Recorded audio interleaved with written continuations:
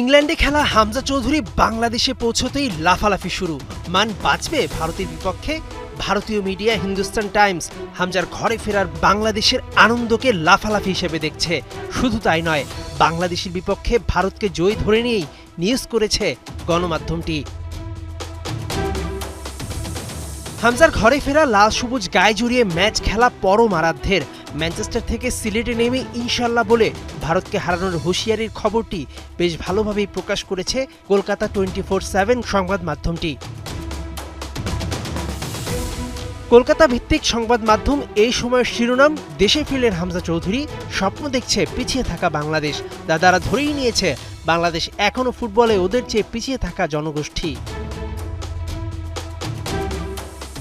ক্রিকেটের পর ফুটবলেও ভারতীয়রা মেতেছে বাংলাদেশকে ছোট করার খেলায়।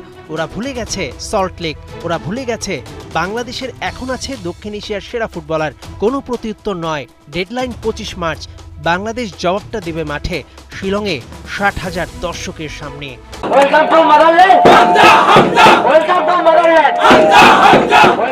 মেহেদী নাইম, 71।